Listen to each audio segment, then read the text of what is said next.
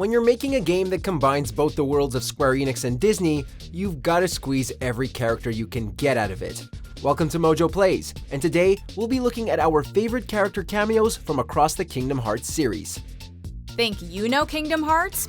Click below to sign in with your Google or Facebook account and take the new trivia quiz on WatchMojo.com. It's pretty hard, but get it right and you could win a collectible box from Culturefly, loaded with exclusive toys, accessories, and apparel. Click here or follow the link in the description.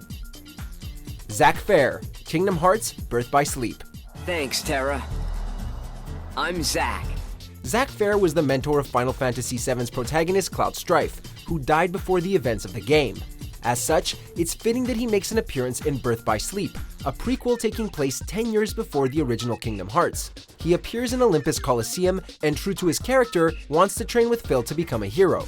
Naturally, Hades takes advantage of the darkness within him in a plot to stop a young Hercules, but he's able to overcome it with the help of our heroes.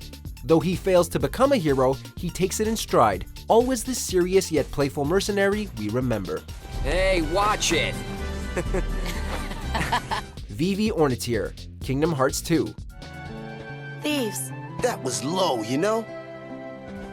Vivi is a favorite among Final Fantasy IX fans, and remains its only character to date to cross over into the series. He appears as a member of Cypher's gang in Twilight Town, and exhibits all of his trademark shyness. The game has fun with this cameo though, as an imposter Vivi appears as a surprisingly challenging opponent.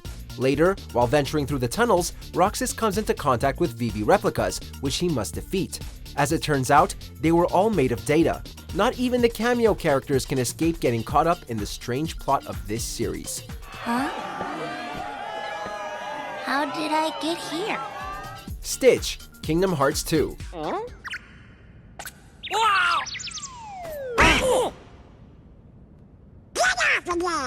Before he got his own world in Birth by Sleep, everyone's favorite alien troublemaker was wreaking havoc around Radiant Garden. He appears in 2 blink and you'll miss it moments while Sora revisits Radiant Garden. Firstly, he sneaks into Ansem's computer room while Sora is trying to find the location of Riku and Kairi, landing on the Keyblade and indirectly transporting the trio into the computer. Later, he appears as a bit less of a nuisance, helping the heroes in the battle of the 1000 Heartless.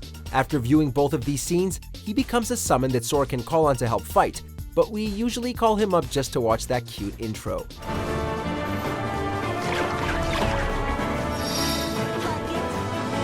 Neku, Joshua, Shiki, Beat, and Rhyme, Kingdom Hearts 3D, Dream Drop Distance. Sora, right? Yeah, but, how do you know that? It was a truly pleasant surprise to see the cast of The World Ends With You pop up in the Kingdom Hearts universe as the first non-original characters that weren't from Disney or Final Fantasy. Since they were also designed by Tetsuya Nomura though, they fit right in.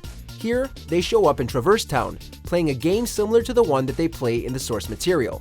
They become caught up in Riku and Sora's Mark of Mastery exam as they search for one another, all the while explaining gameplay mechanics to the player. Though the 5 of them are confined to one world, each one gets a chance to show off their personalities, even if they're a little more gloomy than what Sora's used to.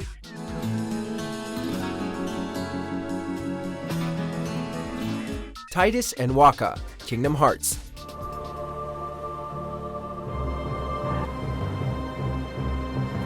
Right off the heels of Final Fantasy X, it was no surprise that both Titus and Waka would appear early in the first game of the series. Young teen versions of the Blitzball players appear first during the tutorial, asking questions which will shape how Sora experiences his journey. Later, they appear in Sora's homeworld of Destiny Islands, where you can fight them for experience. Along with Selphie of Final Fantasy VIII, they form a rough and tough trio of islanders that will give you your first real challenge of the game, if you're up to it.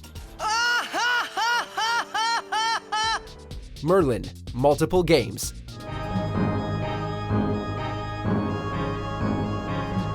Merlin may be a legendary figure in Arthurian legend, but Disney's The Sword in the Stone doesn't quite conjure up as much excitement as Alice in Wonderland or Aladdin.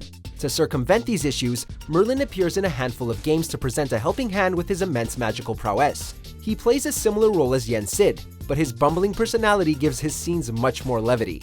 From teaching Sora magic and summons in the first game, to opening the door to Timeless River in the second, to always carrying around his handy Winnie the Pooh book, he's an ally that fits right in, even without his home world. This had better work. I'm off. Be on your guard. Sephiroth, Kingdom Hearts.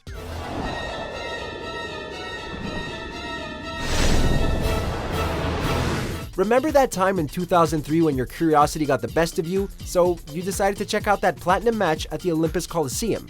Remember the villain from Final Fantasy VII handing your ass to you in 20 seconds flat? We do. Sephiroth appears as a notoriously difficult optional boss that can be fought after finishing Hollow Bastion. Though he gets more of a story arc in the sequel, the shock of seeing him in the first game is what lands him here. Easily the toughest boss in the game, he keeps you on your toes, and he's just as gracefully badass as we could have ever hoped.